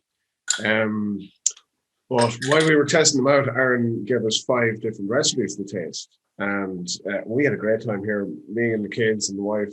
I actually went out and bought a deep fat fryer so I could fry some proper Morris Piper chips, just like Luigi in town, to just to get the best possible chip for it to go on, you know. My experience with spices is very limited. It kind of goes from hot to more kind of that floral sort of thing that we're talking about. So I kind of judge spiciness by heat, and then saltiness as well. Like there's a certain kind of saltiness or acidity to it. But then to go through the list of what Aaron does, the ingredients on each mix, it's kind of an eye opener to see the different things that you can do with spice. And no more than beer, when you're told what's in it and what to, through reading what's in it and understanding what's in it, you can actually educate your palate as well, rather than just tasting off the bat. And I was very impressed. Absolutely. It's really cool. Sorry, Brian. Yeah. No, sorry, Aaron. I'm just going to say, I think this is a perfect time. I think I see people have cracked them open, started pouring, having taste. I think for everyone, it's a perfect time to crack open these beers and start having a sip. So yeah, let's go for it, folks. Absolutely. I think Owen, you nailed it on the head there, and Aaron, you alluded to it before there. I think for a long time, I'll 100% hold my hands up with this. The Irish palate was that spices equated to heat, rather than spices equated to flavor and depth of flavor and bringing out so many different things in the cuisine itself. I'll pass it back over to you, Aaron. That's just that's exactly. You're absolutely right, and that was the thing that I was not fighting, but was kind of the common perception. I was in a farmer's market, and people say, "Is it strong? Is it strong?" And I could never understand initially what the word strong meant, because strong spice, full of flavor. I don't know. Yeah. But no, it's like Liam was saying, and it's so cool hearing Liam coming up with the different beers and the oats and the various hops and how to sort of create the balance of flavor. This is phenomenal. It's like, with me, I see spices as various things like colors and different flavor notes, so base, mid, and high. And how can you combine all those different notes to make an overall sort of wonderful thing? So it's just, I went on a few stages and learned about trip receptors and volatile oils. So food science comes into it a little bit. But ultimately, it's about, as Liam, I'm sure, would say, it's just about the joy of eating and creating something joyful that people can just have fun with, and then putting it on a shelf in a retail outlet, as we do, in a really simple format, so it's accessible. Because to me, food and spice in my world is the most beautiful commodity. And I want everyone to be able to experience it. And so that's why I think this evening is so cool, and what the boys are doing with their beers is just wonderful, because here we are all chatting. We're all not being able to talk to each other. We can't go out to pubs, but on this evening, we can all just chat on a screen and have a couple of beers together. And that's just a phenomenal thing. And I think that's the beauty of what Liam and Owen are creating in St. Mel's. And I want to be part of that. And I hope Green Saffron is part of that journey and helping bring people together and bring different flavors to market and offer alternatives. As look, I think multinationals clearly are a fantastic thing. They've worked their way up and everything. But there's a space for the disruptive and for the challenger like Owen and Liam and little old Green Saffron. And I think that that's important as well. And, you know, if we can fight out of the corner to get our flavors out there, then that's a good thing. We're 100% with you there on that, Aaron. Like, we realized the early doors, well, I wouldn't say early doors, I'd say about 2 vans into trying to distribute to every shop in the country, burning through tires and diesel and everything else. And the sustainability, not only in manpower, but you know, trying to compete on that level of distribution with the big lads in our space is just really, really difficult. Yeah. And at the time, it was a more competitive scene. Say, like when we started, there was 12 breweries. When we were writing our business plan, and by the time we opened, there was 35 in that year. And then it got to 70 odd production breweries, and then factor in all the contract brands, you're getting up over 100 different people under different labels trying to sell into the same channels. So, yeah, while originally we were doing well enough with the retail side of things, eventually it kind of tapered away. But at the same time, through our connections that we made with the local food promoters, like the Oarsmen, who are the only brown ale permanent line. That's how pernickety they are about the beer. But I just mentioned that.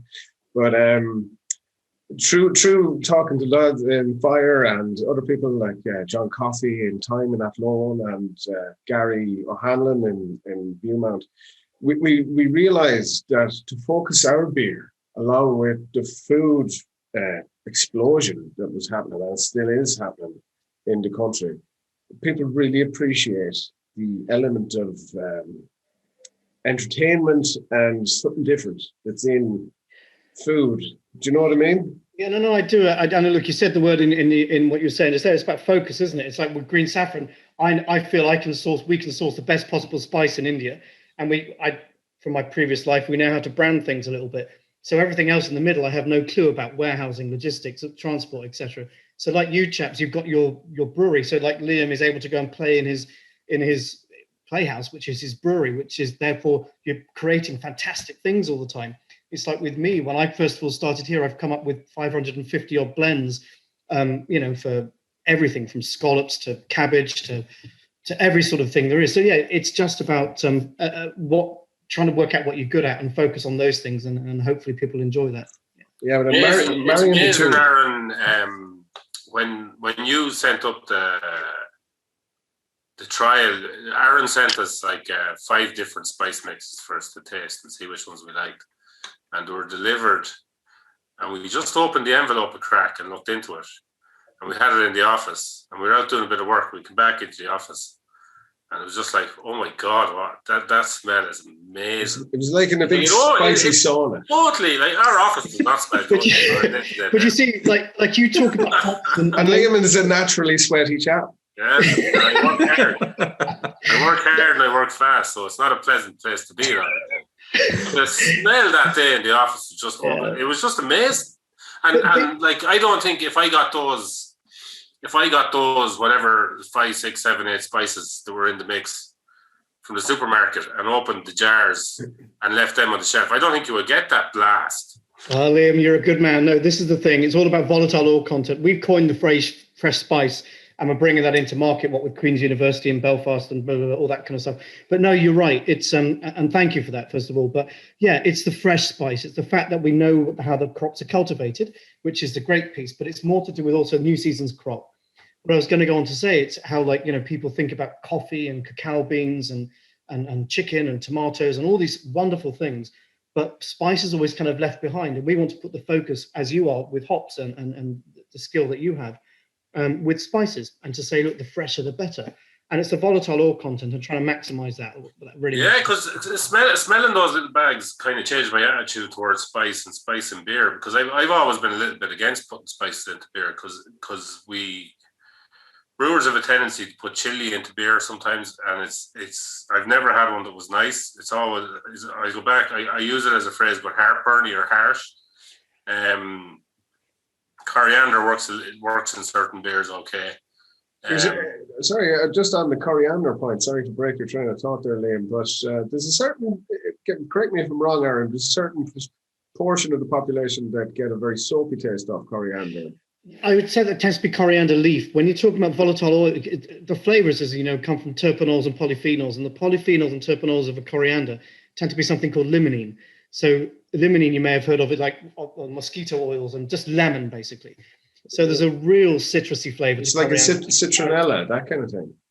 Kind of. Yeah. But limonene, so the volatile oil that's in coriander, the most prevalent one is like a lemon flavored one. So I call it like coriander lemon bombs, which is why they're so cool, I think, in gin, and like Liam's referring to. And they really work in a wit beer, and that's why, obviously. Yeah. And there's a nice healthy dose of coriander in this saison as well. This, by the way, is lovely. Oh my gosh. Do you like it? Yeah, good. I was going to say, have you seen the comments coming in there? It's absolutely blowing people's minds. I'm gonna take a break for 5 seconds. I'll be back directly. Have I upset him? Yeah. I think he's gone to get his bottle. But yeah, super beer. And like myself included, this is absolutely gorgeous, stunning. Yeah, I think it owes a lot to that freshness of the spice that we got from Arun, because like the as I was saying, I was always a bit dismissive. I remember going back, 2005. I was at a thing in Italy, a slow food thing in Italy, and I was running a bar ad for the brewery I worked at for the time. And all these Italian guys were bringing me over and giving me these chili beers and tobacco beers and ginger beers, and it all tasted horrific to me. But I had two people inspired the Spice Bag Saison, really. That's Richie Wilson from Fire and Soul Restaurant, and Aaron with the freshness of his spices. So I walked into the office and I was blown away by that fresh smell. And then like 2 hours later, because I had intended doing a saison, and a saison gives you the yeast in a saison gives you lovely fruity flavors and lovely peppery flavors if you manage it right. And that's what I was going for. And I was thinking about these peppery flavors, and then I just had a light bulb moment that I went, like, we don't need to use peppery flavors. We can use Aaron's Spice Bag mix, and that's. When you get that level of freshness and you know that it's going to impart really good flavor, and somebody said it in the text, it's not a heat, it's a kind of sweet spiciness that's really pleasant without being burny. That's, and I don't think if we got that same mix of spices dried from the supermarket, I don't think we get that impact. That's what It's a concern we had, Liam. Sorry, just thinking back on the wit beer when we started first, the oils might break down the head on the beer, the head retention. That's right. We were talking about that. Yeah. Now, the head retention on this is fairly middling. That's not too bad, but yeah. Sorry, that's just that. Thanks for that, my criticism live on air. just throw it in there. Gets marked down. It's salty there. It's funny you're saying about peppery note, or not funny, but it's really relevant what you're saying about peppery notes, Liam. Going back to what I was saying about pepper, because Indian pepper is notorious in the market. It's like 5 times commodity price. Commodity price is almost set by Vietnam, Brazil, and Guatemala these days, and that has a certain and that's wonderful. And I'm really pleased everyone can experience beautiful pepper, but pepper is India's. It's indigenous to India. It's India's black gold. I did not actually. Yeah. And it went out from India to around the world. But there's 2 things that, going back to the oils piece, there's 2 oils in pepper called piperine and chavasine. So piperine is the heat element, you could say, to pepper, and chavasine is the perfume. Now, what I say is that the Indian pepper has more chavasine, has a higher chavasine content to it, and it has more like a Parma violet sort of fresh leather smell almost. When you get a beautiful cracked fresh black pepper, it should be Parma violet sort of leathery rather than that sort of almost astringent kind of, like you say, acrid sort of thing. So no, and that's what we've used in your blend here. And what? Sorry, Aaron. Just as an amateur horticulturalist, what's the difference between you sourcing your ingredients in regions that you do with the climatic conditions that are there, and stuff that is grown in a hydroponic shed somewhere in the Netherlands? You know what I mean? Yeah, no, and I think it comes to, look, because I'm into food in general. I think it's like there's so many things. First of all, the first thing that hits my head when you ask that question is, well, clearly, if you're growing it correctly, like with you guys will know with your hops, etc., and barley, it's all to do with the terroir, which all sounds a bit of a posh word, but in essence, how it's grown. Because if it's sucking up minerals from the soil and the whatever the content is in that soil, if it's capturing beautiful essence of sunshine and getting the rain and the wind, then that's encapsulated in the product that's growing in that. I think you've just coined my next marketing phrase: essence of sunshine. But no, this is how. No, I'm not messing. I'm going to use that. Okay. It's kind of how I see things. So no, I think in that way it makes sense. But then there's the other way. It's like when we often think when we see ginger and bananas and pomegranates. If you get to see a pomegranate over here, it's like you see a pomegranate and it's full of this white pith. Well, not if you go to India. Yeah. You have a banana over here and it's really thick skin. Not if you go to India, because in its environment, when it's matured on the crop and within its own environment and the sunshine and all the loveliness, then it's actually as it's supposed to be. Here, the trouble is we get everything exported and it's all matured in a boat in an unnatural environment. So look, I'm going off on one, but the point is, fine. I think we're exactly the same with the beer, man. Yeah. You're right though, Aaron. I always think of tomatoes. Like the tomatoes we get on a day-to-day basis in the supermarkets here aren't even red. And you go to places where tomatoes are able to ripen outdoors naturally.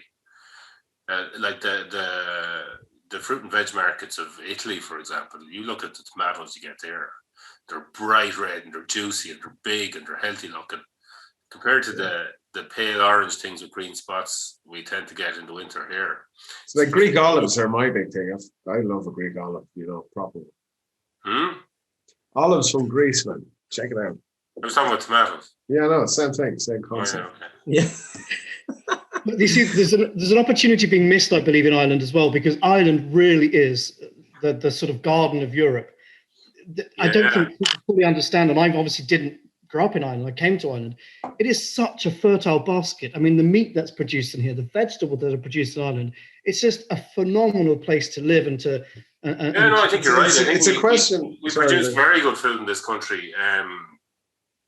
I think we produce really high quality food, but I think we export most of the good stuff. That's what I think. Again, speaking as an amateur horticulturalist, what in the bag of spices can we grow here in a decent glass house or even outdoors? You know, when I was doing research initially, when I first of all came over here, saffron used to be grown just in two areas, one outside Limerick and one outside Waterford. Saffron, yeah. Wow. Is that not ridiculously expensive? It is. It's crikey. One time when there was a bit of a bad crop, I was paying €12,500 for a kilo of saffron. Wow. But you think it's 150. No wonder you told me to take it off the ingredients list. No, but with saffron, for example, it's 150,000 crocuses that make a kilo, and it's six stigma that you can only pluck from one crocus, etc., etc. No, but what you could grow here, coriander, fennel. And look, I'm very fortunate. I've married my colleague Dessa, a beautiful Irish girl, Olive, from Garryvoe, and she's from a farming background. And I would just love one day to be able to make the connection between our farms that we have in India and farms here in Ireland. Yeah. So coriander, cumin, fennel should be fairly simple because they're the robust ones. Again, as I said earlier, they're sort of northern spices. The climate is similar to that here. And like you've mentioned, I think, Owen, in terms of hydroponics, crikey, you can grow anything. So surely just put a bit of sustainable plastic around a piece of earth and create an environment, and off we go. In the Midlands, the problem tends to be humidity. So, for tomatoes and potatoes and stuff like that, in blight and mold, or you just need to maintain it and keep an eye on it all the time. It's just a very damp summer climate, but you can get it's also the warmest. So I suppose along the south coast or southeast would always be the best. Although in my travels, traveling around from shop to shop, I've noticed the amount of disused glass houses around North Dublin and South Meath, and I think that's a shame. I think we could probably do better there. Sure, Arun, I'm in Cork, and it's always sun shining in Cork, right? So Everyone's better in Cork. We all know. Yeah. Well, like Dublin gets probably the best amount of dry weather under the clock, but it wouldn't matter in the glass house anyway. But look, we could talk for hours, I'm sure. Yeah, we're going into weather, are we? Well, we talk about the booze. Yeah, I was going to say, in terms of the actual spice mix that went into this beer, what went into it, Aaron? What are we tasting at the moment? It was which one was it, Liam? You used number 5, wasn't it? Number 5, yeah. Number 5. You see, and that really impressed me because look, I'm not blowing smoke up the boys, but I always, I look, I'm very fortunate. I work with an awful lot of people, blah blah, and a lot of famous stuff and all that kind of stuff. Point is, I gave 5 blends to the chaps, and I always tend to give 3 to 4 blends and 1 outflyer. And the one that they chose was the Maverick blend that I always include, that no one tends to go for, because it's the blend that I would have chosen had it been my product that I was integrating it with. So I was really impressed with them from that perspective, with Owen and Liam. So what's in that? You've got coriander, New Season's crop coriander. So that's the lemony kind of notes, which provides the mid sort of tone. You've got the best black pepper, MG1 Malabar is what it is. It's come from a little place in Connecticut. It's a beautiful plantation. So they've got the black pepper in there. I've done a mix there called Saffron's 5, which is hence the confusion with saffron there, which is a Chinese 5 spice to replicate that sort of Chinese, the sort of spice bag. But why it's slightly different to any other 5 spices is because it's actually original. We're using a cubeb berry. So not many people have heard of Javanese pepper or cubeb pepper. So cubeb pepper is essentially the bud from a cassia plant. And a cassia plant is what a lot of people think is cinnamon. 90% of global cinnamon is actually cassia. So this is a cassia bud, and it has beautiful peppery, but yet sort of nutmeg clovey notes. So that's what and then beautiful ginger and things in our 5 spices in the Chinese 5 spice. And then I backed it up with a little bit of cayenne pepper. I think I only we used the hot one, the 25,000 Scoville unit cayenne pepper. And fennel to add that sort of mid sort of anise note. So I'm going on a bit. You're fine. Yeah. There's so much to learn. Yeah, that's incredible. One of the things I'm going to say is it wasn't just me and Owen that evaluated those spices. We sent them up to the chefs in Fire and Soul restaurant in Dublin. So Fire Steakhouse and Soul restaurant, Soul Seafood and Grill. Victor's on it here actually from Soul, so he'll correct me on using the wrong names. But we sent them up to the chefs of both restaurants, and they made up a spice bag with the 5 batches that were sent up, and they evaluated them as well, and everybody agreed that number 5 was the one to go for. You know your stuff. It really is serious mix. Number 1 scored in the score chart that I had here with my good lady wife. Just 1 point behind. Well, interesting. Do you know that is really cool to hear that, and I tell you the reason for that, because I've obviously heard the conversation earlier about the origins of a spice bag, and I tend to agree with Liam and Owen, who actually knows where it comes from. But so I was giving the chaps, I gave them kind of Indian notes as a blend. Sort of Western notes, you might say, and more Chinese notes. And Owen, blend 1 is more the Indian, and that incorporates something called garam masala. So garam masala is an Indian blend specific to each region. Each family in each region has its own version of garam masala, and we're a Northern Indian family, so it tends to be more sort of Persian-based, descending from the Mughals coming in. So rose petals, green cardamom, nutmeg. So that's interesting. So your wife has a very discerning palate. She does. She's a vegetarian. As I say, we're living on my dad passed away sadly, was a Hereford breeder, so we breed purebred Hereford cattle, and for the dairy dairy business really, but for breed as well. It's a good beef cow. Yeah, but she's all out the back here growing stuff all the time. We've several coriander plants. I can smell them here. It's just good to hear what we can do and what we can't do, I suppose. So that's why I was asking that question. But it was her, like we in the 5 samples he gave us, it seemed like it kind of went from heat down the level in the middle, and then up towards a bit more heat and salty heat. I really respond well to salt, especially if it's in a drinking environment. It's interesting because you're talking about salt, and Owen and Liam was talking about salt as well, and we all know about the 5 taste sensations: salt, sweet, bitter, sour, umami. In Indian culture, what we say, because clearly Indians always have to have more, we say that there's 7 different rasas or taste sensations. So we add on to the 5. We say there's also pungent and astringent. And what we say is in Ayurvedic cooking that if you have all 7 rasas in one meal, in one sitting, then your body can best assimilate the nutrients from these beautiful beers or the food that you're eating to keep you big, strong, and healthy. That's fascinating. Yeah, that's the theory of Ayurvedic cooking, and that's what I apply to spice blends. What's that called?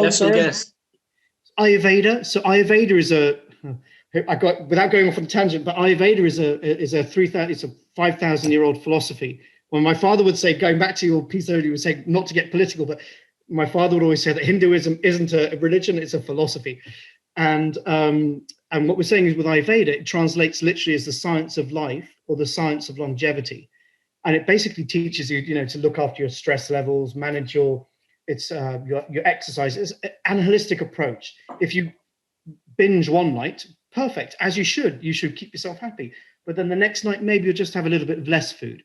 But when it comes to actually what you put into your tummy, it describes 7 rasas. Rasas are flavor sensations, and that you should have taste sensations. And that you should have 7 of each of these 7 taste sensations at every sitting, so your body can best assimilate the nutrients from the meal. Aaron, this is a bit off topic. What do you make of the Indian food in Ireland compared to the Indian food in the UK? Are they catering to a different palate here than in the UK? Where do I go with this? Look. I think it's fantastic that people are getting to experience different flavors and different sensations, and Indian food particularly. I tend not to eat out. How do I say this? Okay, one of the main sort of there's 2 regions that came over to Ireland and the UK, and they tend to be Northern Indian food, which tends to be more about heat and punching food sort of thing, whereas India is a vast country. So really in the West, we only tend to know North India, Balti, Tikka, Korma. They all come from the north of India.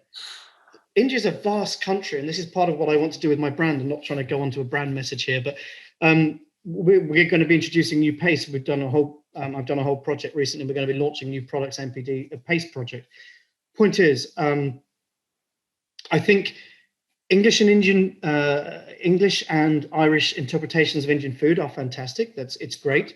But go to India and it's a whole different thing. Like you go to China, it's a whole different thing, because what translated over in the West tends to have come from the Raj days and the armies. And so they were eating these big, hearty meals. I mean, crikey, if you had a korma or a Rogan Josh and a biryani every day, you would be the size of a house.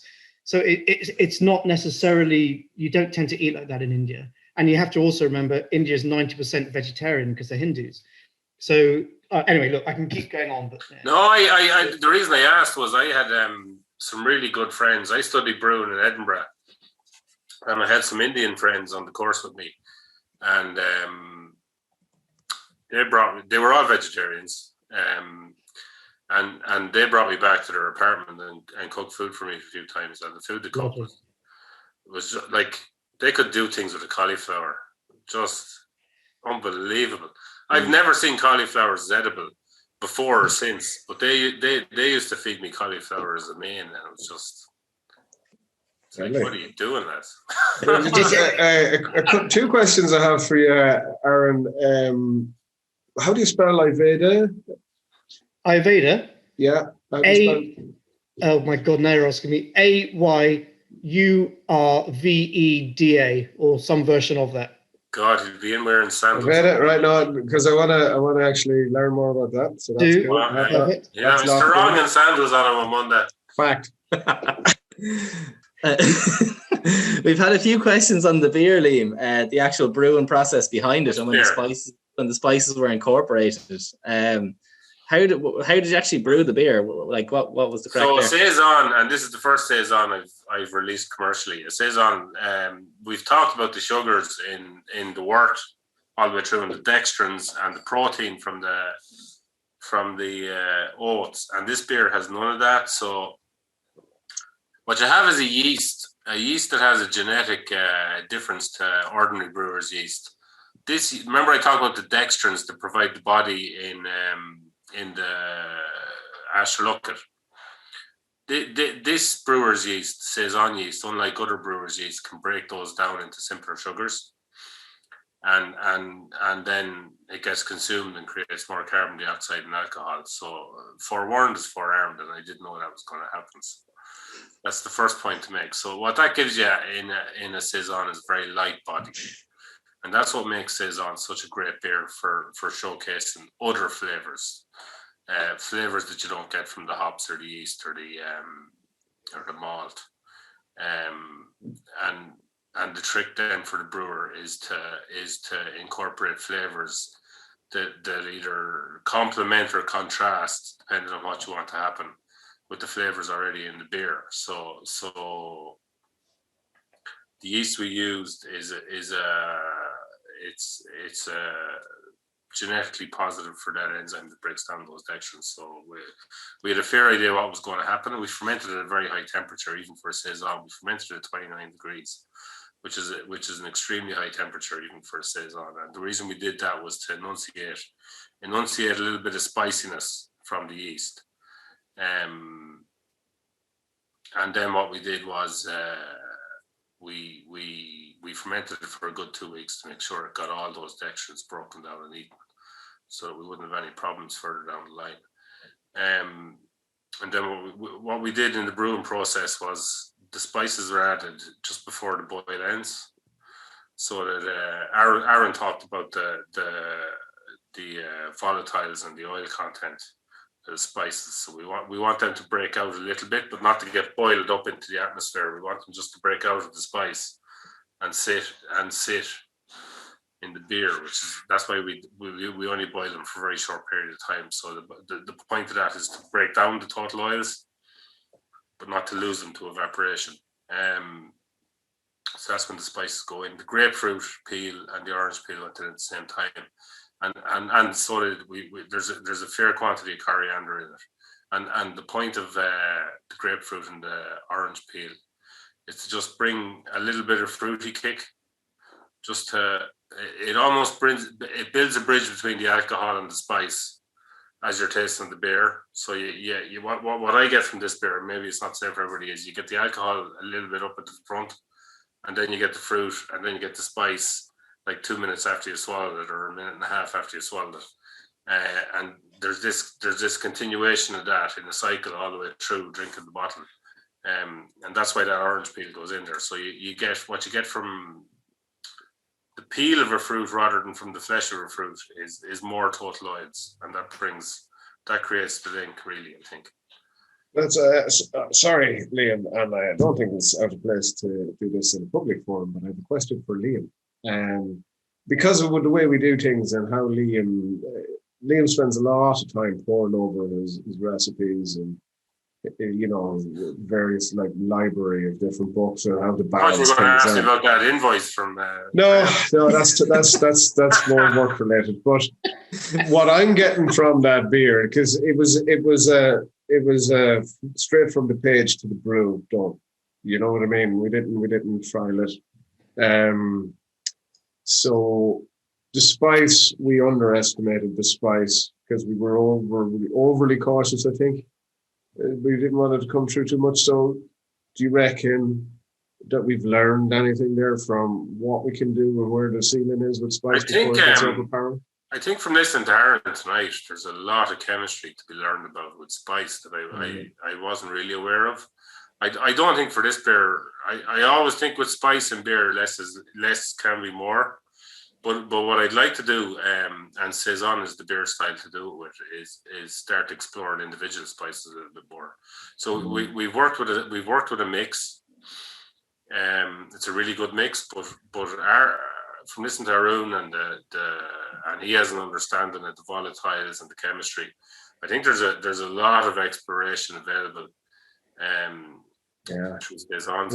When you think about it, I'm sure I'm sure there's a lot of people here that are into a bit of home brewing and stuff like that. And when you combine the spices, and if you're going after one spice characteristic or marrying it with others, and then you have the malts and the alcohol and the hops, and if you add in wood, home brewers can use wood chips and there's a lot of places you can get wood chips now. It's infinite the amount of things you can go after in a beer if you have a passion for it and you want to do it. So yeah, absolutely. Super stuff. Like, you see the comments there coming in, like the beer has gone down an absolute treat. In terms of the yeast used, Liam, is diastaticus yeast? You go for yeast, yeah, you went for a Saison yeast. Saw the comment coming in there. So I'm thinking we're getting to the time that we're nearly coming on 2 hours. Diastaticus. Oh no, I already have. Diastaticus means the yeast breaks down the dextrins. Yeah. Sorry. Absolutely. No worries at all. I don't know what I said. What did I do? I'm thinking, right, we're coming on nearly 10 o'clock now, nearly 2 hours. I think it's probably time to open up for open, to have. We need to announce the winner of the. Oh yes, Sasha. Where's Sasha? Yeah, of the mini keg dispenser, Clarstein. Okay. Do we have a winner? Yeah. Wait. My fake earpiece is buzzing. Have we got a result in from the Luxembourg jury? We have a winner. Yes, we have a winner. Can we have a drum roll or dramatic music? Oh, and make some dramatic music. No, not that kind of dramatic. not like alleyway. I only do harrowing. Okay, I'll do it. Music. The winner of the 2021 St. Mel's birthday celebration. This is in the style of Dermot O'Leary on the X Factor circuit 2010, by the way. Don't watch that show. The winner is... Sorry, I didn't say what else. Sorry, the winner of the mini keg dispenser 2021. The suspense is boring me. Is Kate O'Driscoll. Is she here? She better be here. Kate and Joe of Ballycavan. There's a mini. Oh, she is. Yeah. That was not a There you go. There's Kate. Congratulations.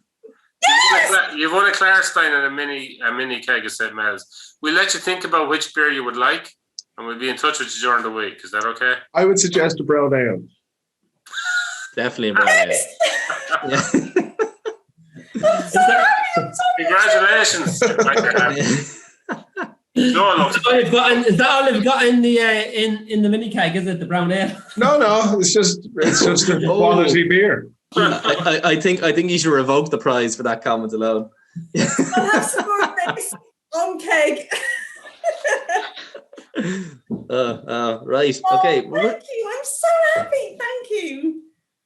Amazing. Yeah. You're very welcome, and thanks for picking up the box and taking part. You know, it's great to have fellow brewers on the forum. Look, we'll open up now.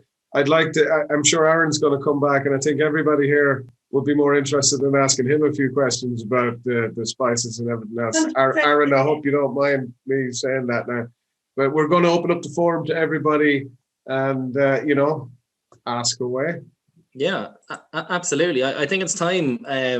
Sure, why not? Why don't we do a cheers to 7 years for everyone on? Happy birthday to St. Mel's. Raise up the old glasses. Liam's disappeared at a fantastic time. Yeah, that's what he does. Good man, Liam. But anyway, yeah, absolute pleasure, Owen. Honor to be chatting tonight. And I think a special thank you goes to Brian himself and the Crack Beer Collective. I don't know whether you're probably aware of Brian's initiative, but He's entirely enthusiasm funded. He does it all off his own back. Everybody in the business has kind of got to know him over the last year, especially with online stuff. He's doing some great work to promote the conversation around Irish independent brewing, which is fantastic. It's what we wanted to see when we started up was, just a revival of the brewing industry and the knowledge in the country. And it's not about volume, it's not about profits. We like to make a living, but at the same time, it's about community. And Brian is the epitome of that. So thank you very much, Brian. Appreciate that. No worries at all. No, truly appreciate the kind words. Thanks a million, Owen. Thanks a million to everyone. Happy birthday, St. Mel's. Fantastic night. Great crack. Liam has come back with his 7-year badge. What we'll do, we're going to open up for general chat there. So I'll end our formal event and I'll open it up for general discussion. So thanks again, everyone. Thanks a million. Yeah, thanks everybody. Thanks a million for spending your Saturday with us. It's been great. At least I think it has.